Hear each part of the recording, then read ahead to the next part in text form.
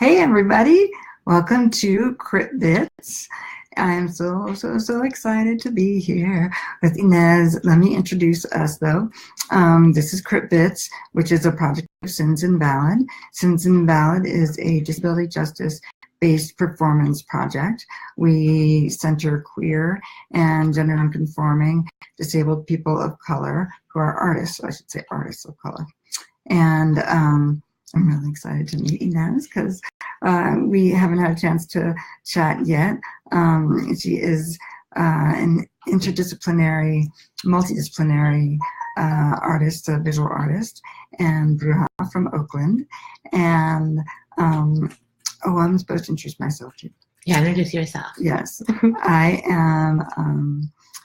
Oh damn! Well, y'all probably know me. I direct the Sins Invalid shows, and I also do. So I write. I am an artistic director. I create film, photography. What else? All matter of medium.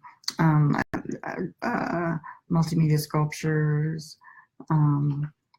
Lots of fun kind of different, anything that will portray and capture the drama that is life, you know. And you use a lot of different medium. I do. Yeah, which is fabulous, and how I caught wind of your work.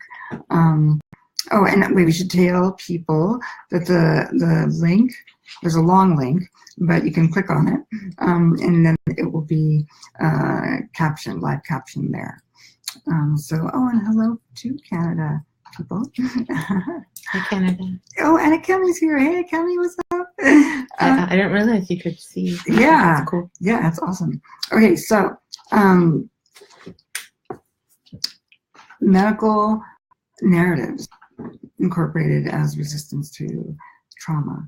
I love that. I love that. Thank you. Yeah, tell me more.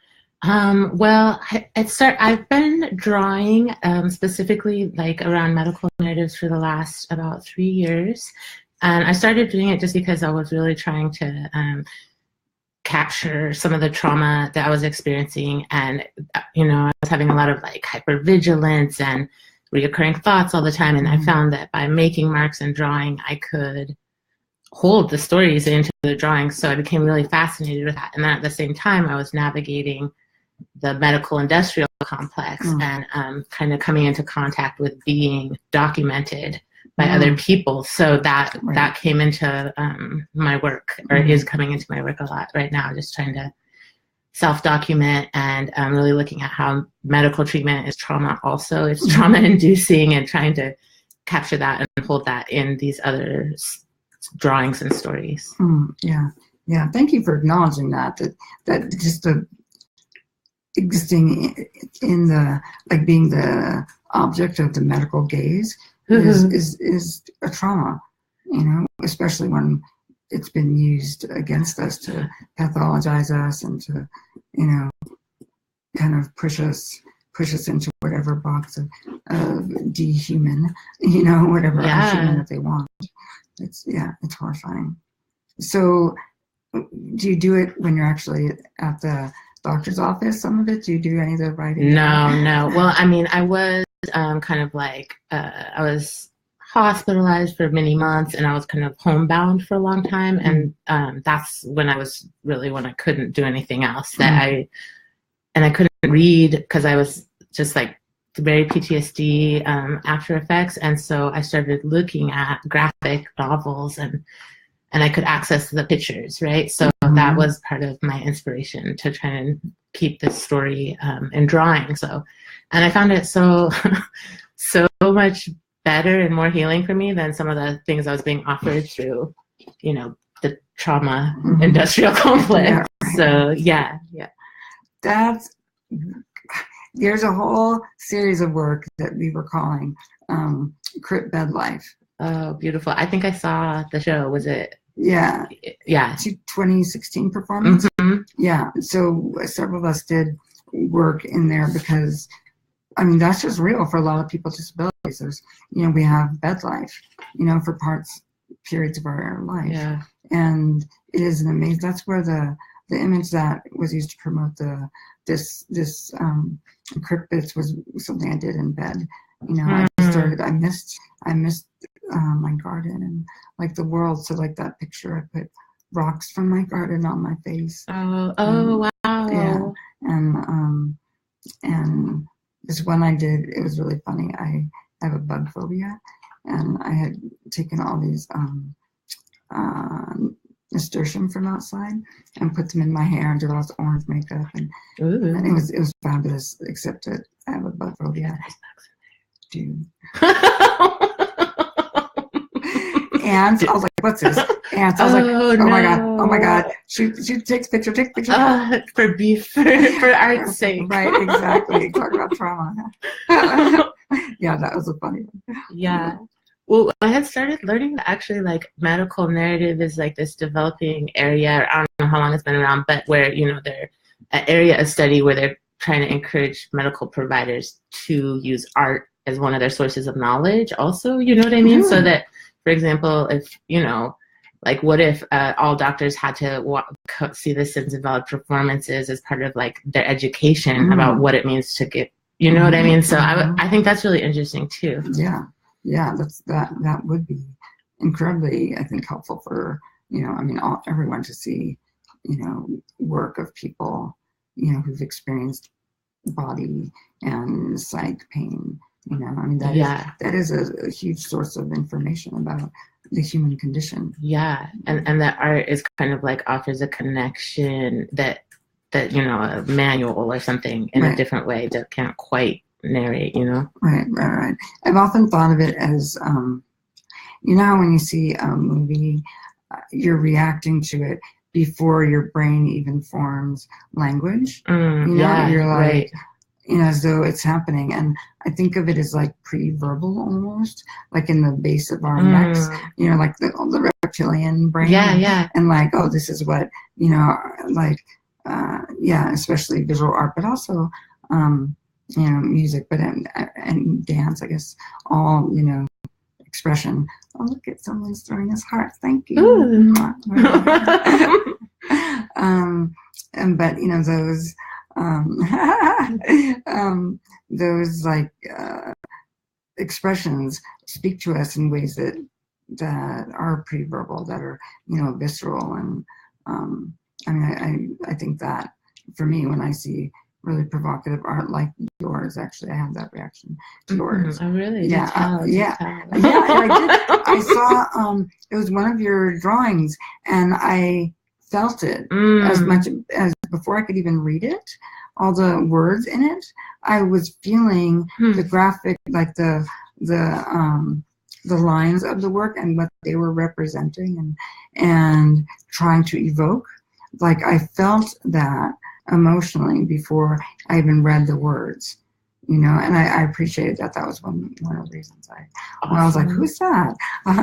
This is amazing. Thanks for saying that. Yeah, it's true. Awesome. It's great. And and then when I read it, I was like, well, damn, this person, I'm on their page. And so you do you compile your work into one into novels, like one source yourself, graphic novels, or that's like what I hope to do, but I actually haven't done that yet. I've just been drawing, and I'm actually really shy about sharing my work, both because it's personal and like it's ongoing. It's like this work in progress. I'm trying to think like what is the part I want to first like publish this, the first issue, right? And also like it's very I mostly just draw it and have it, and then I've published several pieces in different magazines or collections or books, and my goal is to have it as kind of like comic books style. That's brilliant. Yeah. I could see, that's why I said that, because I was like, oh, I could see this. Yeah, totally. Because they speak to each other. Like your images speak to each other, the few I've seen. They seem to be in conversation to each other. Not in direct, like blah, blah, blah, blah, but in the way that music, like will speak to each other, like one song will speak to another song on an album. You know, like the pieces speak to each other. Right, and the body of work, and and I, like you said, make a bunch of different kinds of art. So it's some of them seem more removed or disconnected. It's all part of the same process.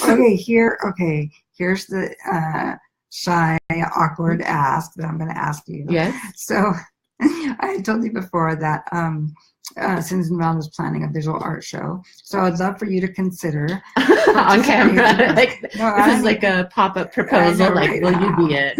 no, the ask is that you just consider. Yes, I would love to consider it. Yeah, because it's, we're hoping to make it happen, but there's a lot of steps involved, and that includes like having people that that are politically kind of in alignment, and also like want to do it in the timeline that we're talking about, blah blah blah. So, but just consider it. We can talk about it afterwards. Oh yeah. So it says, could you just say a little more about what it is, or is it in case anyone else was interested? Yes. Well, I mean, since in Belle, we've always done our visual art shows like in the lobby of a performance, right? We had a time machine. We had a few different photography exhibits. We've had the Crip Bed Life exhibit, but they've been in the lobby of the performances, which are great because we have people we know, like hundreds of people are going to see it, right? Because usually we sell out, so that's like 300 people a night for 3 nights in a row. Yeah, wow. So we know we'll have people viewing it, and we have a gallery that's paid for. So we do it that way usually. But the downside of doing it that way is it's never like the focus, like the performances. And so the work is, it's usually loud, and people are trying to rush a little bit, like to see it. And I was just thinking that wouldn't it be fabulous if we just did work that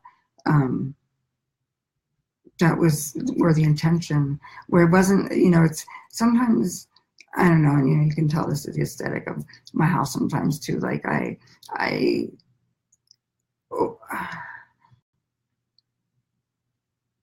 just like a ton of stimulation. Yes. and like visual stimulation, oral stimulation, taste, whatever kind of stimulation. Exactly. And what if we like did a visual art show where it was I don't want to say streamlined, but just aesthetically, is it selected? I don't know the exact word yet, but where we had very clear points of view from which to view the work. Very, very explicit lighting from which that implies where people should cast their eyes. Like I think just a lot more intentional display, and it would be a first for us.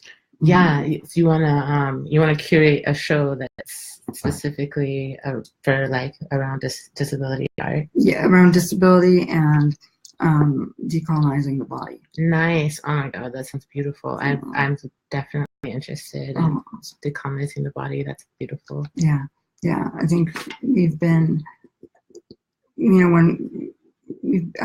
clearly the land, the decolonization of the land has a relationship to the decolonizing of our beings, spiritually, but also I feel that there's the medical narrative is a white, kind of colonizing narrative that kind of lays claim to the agency, I guess, to say who is the right and wrong, owner of the body.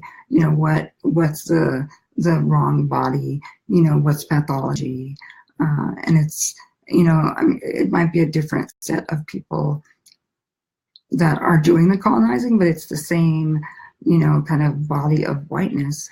It's the same kind of mindset of ownership and being above and outside of the body, when that's bullshit, like there's a person right. that's writing the shit. There's people writing the DSM. There are people that are surgeons, like who are they to say that, I'm not saying that if I had like whatever, like an axe in my arm, I wouldn't want a surgeon. I think it would be helpful to have a surgeon if I had something stuck up my ass. But right. But I don't like if there was like, who's to say that like someone needs surgery if they have a crooked back?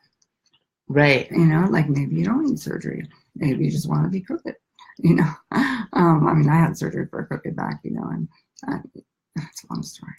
But I think that, I think that I want to be more thoughtful, which is why I'm a little shy about it, because I want to be more thoughtful about the frame of the works.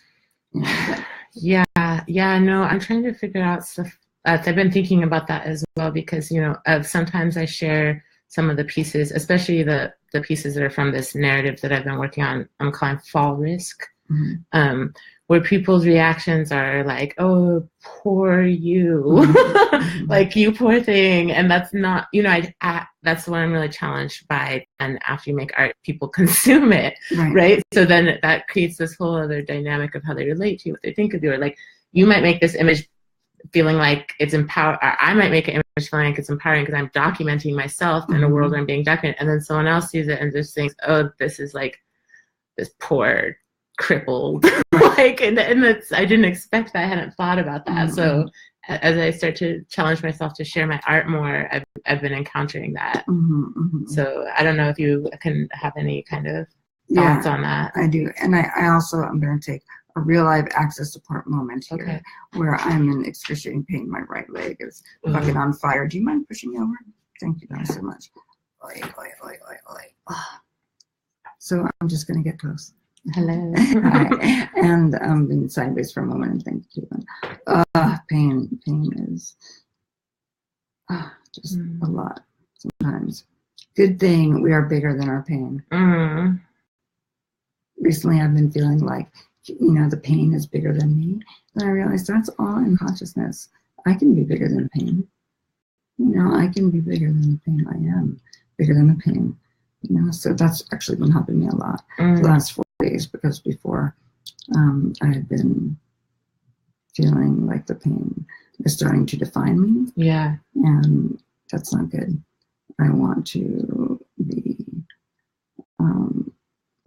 I want to define me, not a group of sensations. Right. Yeah. But it is so challenging. Like, how do you stay creative in pain? Like, pain is so encompassing, and like, Yeah.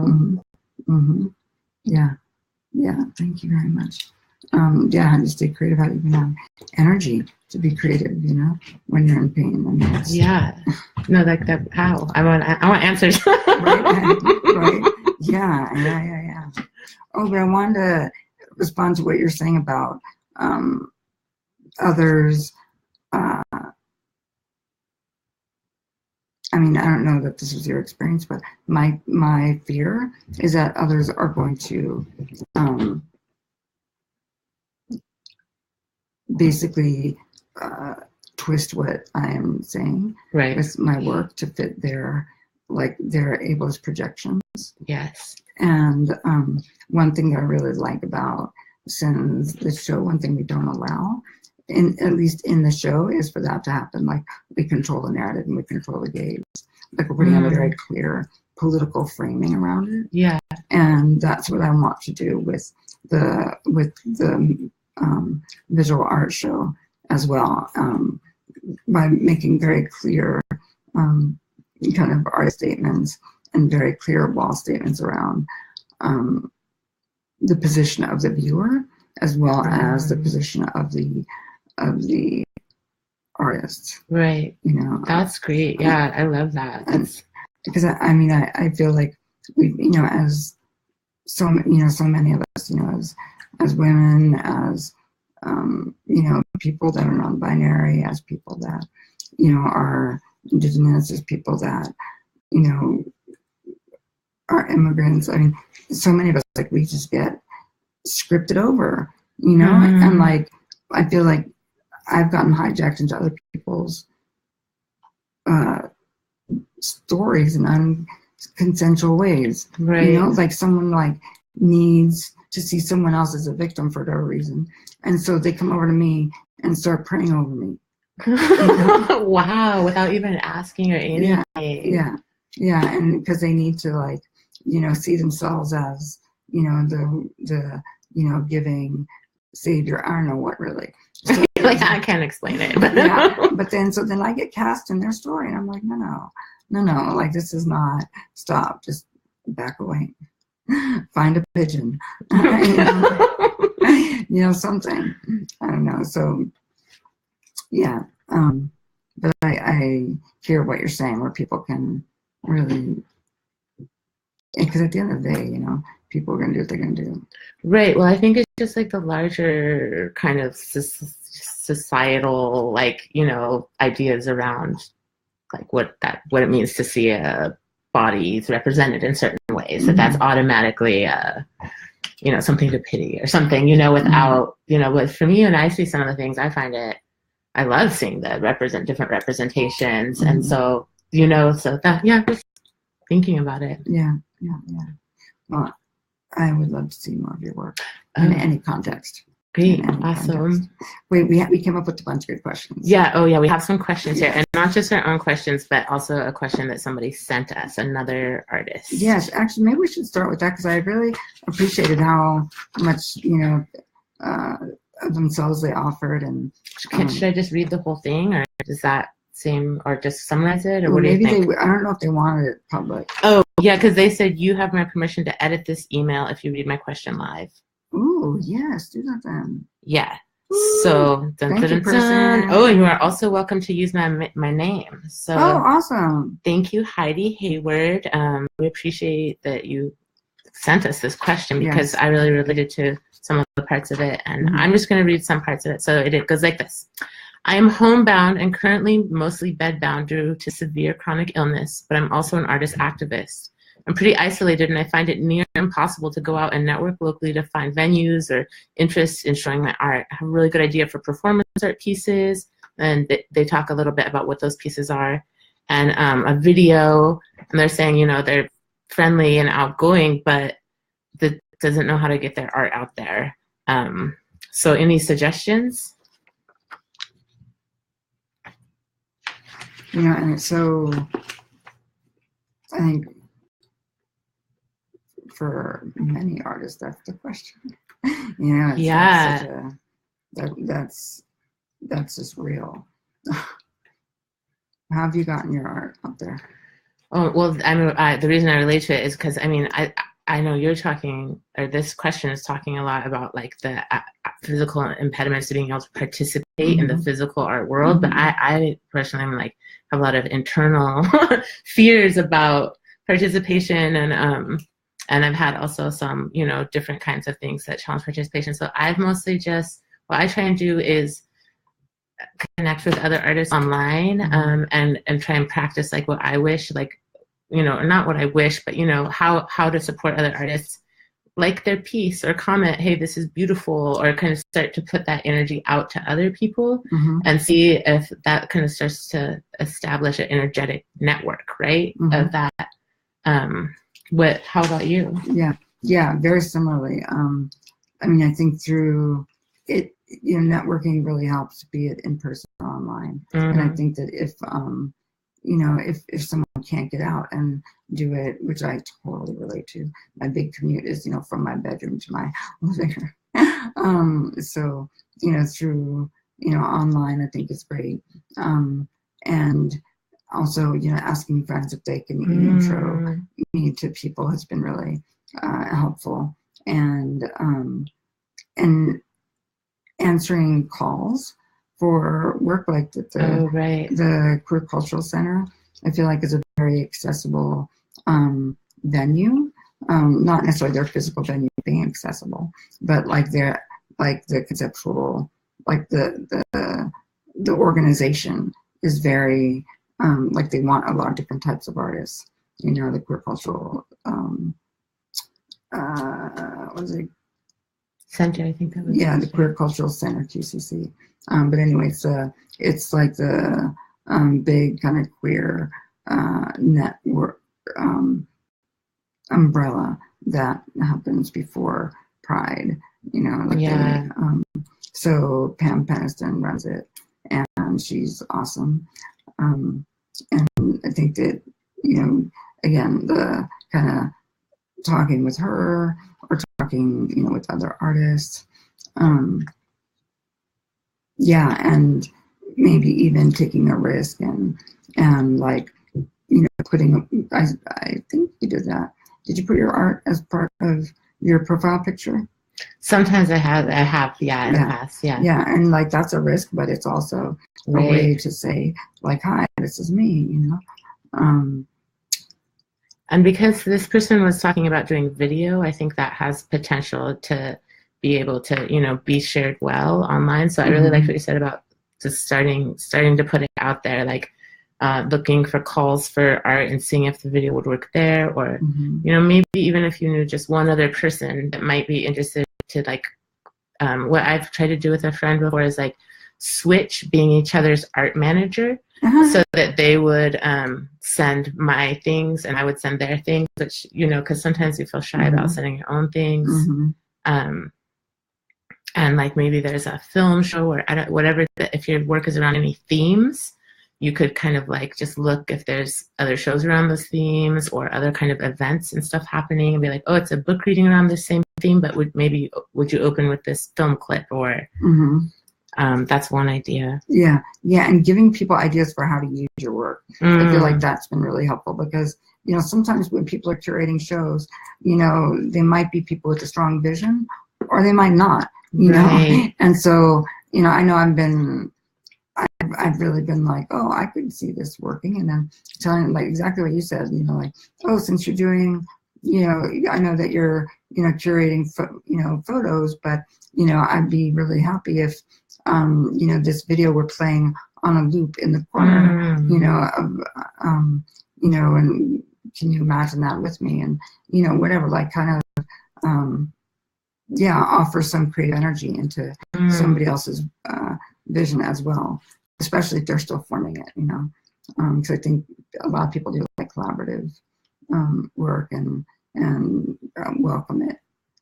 And that you mentioned you're near Seattle, and there's some really awesome artists that work on different like disability justice stuff there. And I don't know, maybe you could host a show in your house to start or something. Maybe if you can't leave your house, maybe it should be there. Or and I just really want to acknowledge that actually being bedbound and home though is really hard to then be like, I'm gonna do all this stuff and really figure out how to get out there when. So I just really acknowledge that if it feels hard, it's rough. Hard. It's really rough, and that you're even like starting the process of imagining it all, like, engaging in the world like that is like, it's really brave. I love the idea that you just said, like creating, like doing an art show in your house. Yeah, I had seen one before, and it was phenomenal. What, can you talk a little bit about it? Yeah, people, just a group of different people put their work together in a friend's house, and it was, you could just walk through, and pieces were hanging, and like throughout the house. And you could tell that all the pieces were part of the. They took every piece of art was by, was like an intentional piece there, and they had a lot of wall space that helped. I think they took down everything else, and artists were there and like, sitting down, kind of chit-chatting with each other at other people that were dropping by, and they had just put out flyers and passed them around in the neighborhood, and we're like, hey, we're doing this, come check it out. It's, free. They had like, free drinks or whatever, and it was great. That sounds wonderful. Yeah. And I mean, if you have the capacity to do that, I think that's a great way to, like open up community space. Yeah, I think about how like how that story where Frida Kahlo like had her bed carried into Yeah, her just so she could attend her own art show and like arrived in the ambulance and like yeah, she's like couldn't leave her bed that she's gonna do it like yes, yes. I bet there's some version of that story that's happened to you. I know there's been versions of that story that happened to me where I'm like jacked up and I'm like, I hope I'm gonna miss this. Yeah. I remember this in Valley show. There's been so many different instances where I'm like, I think I'm about to fall over, but I'm going to try to make this anyway. I'm just going to run home and vomit first and, like try to take pain medication and then get a ride back. And, that's what I did. You just work it out. Wow. Yeah, you just work it out. Yeah, and so, if you want any more support or conversation, Heidi, like feel free to drop a line back at info@simpsonballad.org. I mean, we're a small organization, so we don't get back to people super quick, but we get back to everybody at some point. Thanks for your question. Are there other questions that have come up? Okay, well, I have questions. You have questions. Do you want to go first or shall I? Yeah, I just was wondering, like, since we're talking about art and disability, I just really wanted to talk about art and accessibility. And I feel like I'm just really, I'm just like still learning, and I've seen different practices around, visual artists trying to make their visual work accessible to folks that don't have vision. And so I don't know if there's other best practices around art and accessibility that I was hoping can think of any that you've heard people talking about or practicing. Yeah, I mean, I think people, it happens as there are as many different ways of making work accessible as there are types of work. Right. The visual art show that happened that you and I were talking about earlier, there was the Trans Life and Liberation event in downtown Oakland. Micah Bazant was curating it, and a lot of it was work that was done by all the work was done by trans artists. And one of the suggestions that I had offered to Micah was having audio description for anyone that was visually impaired or blind, so that if they wanted to see the art, there could be somebody there that could basically do audio description. Yeah. And then of course there was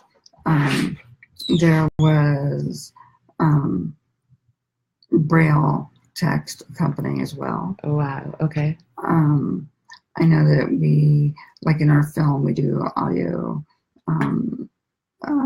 captioning as well as these kinds of events. I think that it depends too on the type of work.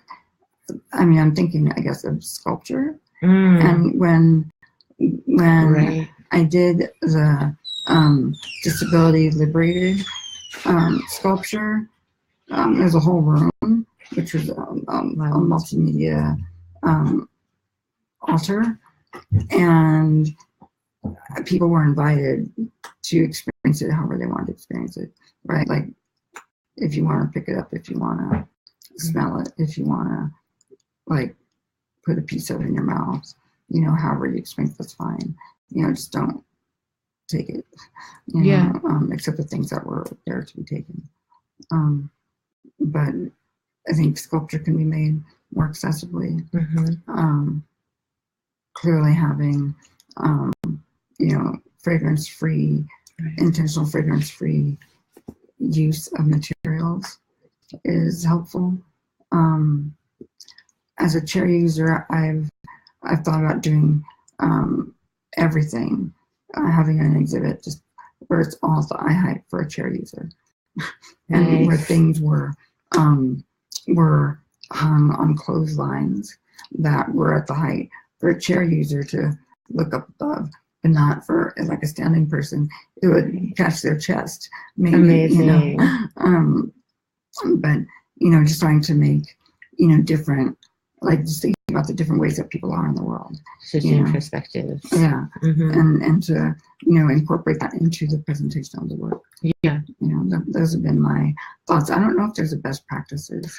Right. Yeah. No, I think it's kind of emerging, right? But I've just been trying to think about it and consider it in thinking about preparing for this. And and then also just like I think large font is easier for everyone in doing things. When people are not just for doing outreach, but even in people's work, like the bigger the font. If there's I know that there oftentimes intention in doing things in smaller font, but it's just harder. It'll be less accessible to people the tinier things are. So the bigger the better, in my opinion. Yeah. I had seen a comics kind of presentation from E.T. Russian. Yeah. And there was these soundscapes. So it was a comic, but you went into the room and it was not just the audio of the words of the comic or the people speaking, but then the sounds of the different. It was so beautiful. It was really cool. So I was like, oh, it's a comic, but it's a multi-sensory comic. So I was really inspired by that. Oh, that's great. Yeah, I think we did that with In Sins, actually, with E.T. Oh, great. And I don't know. Was that a show there's up in Seattle? Yeah. I don't know if they use that soundscape or a different one. Oh, yeah. But it's great. Like you can go on. There are a lot of websites where you can go for free and download sound. Oh, cool. Great. Yeah, and you can just listen to different things. And I love using soundscapes. Like we'll actually make the whole theater go black. Wow. And just have a soundscape, a poet, or but it'll be not just a poem, but like the sounds. For example, when we did Disability Liberated, we had a soundscape with because it was about people with disabilities that are incarcerated, and everywhere from nursing homes to prisons and jails, and also in families where people have been abused and or killed, right? They're all kind of carceral spaces. And anyway, so we had the sounds of like somebody's jail, like opening and closing, because they're on the phone. So we just recorded like the squeaking and the all door. That. Yeah, and all the yelling and whatnot in the background, and had that as a significant part of the piece, and just it allows you to just listen, and it really, soundscapes are so powerful, and so that it was that, and then part of their story was read, but their story was really in the context of these sounds. Yeah, that sounds amazing. I enjoyed that a lot. Yeah, I'm sure that we can think of a lot of different ways of making work accessible, if that's our intention, as artists. I think that's the thing that people often don't think about, like who is able to access this work and who's not, and like if somebody's standing, like artists will often think about things that, like, oh, someone's standing here, it needs some this kind of perspective, but what if someone is seated, if somebody is, has low vision or whatever, like, again, how can we make it? Just thinking about multiple perspectives and ways people might engage with it. Right. And what do you think about like content warnings? Do you know what I mean? I'm just thinking in terms, I feel like. Hey, can you pull that up? I'm so sorry. No worries. I'm in massive pain again. Yeah, you were saying content warnings and. Just around, I feel like that people have talked about content warnings in terms of accessibility. I mean, around, letting people, for example, so a lot of my work is deals with trauma, and so people being kind of like just its existence is like needs a warning or something before showing it. I'm a little bit mixed, Yeah, honestly, because I don't want to assume right that people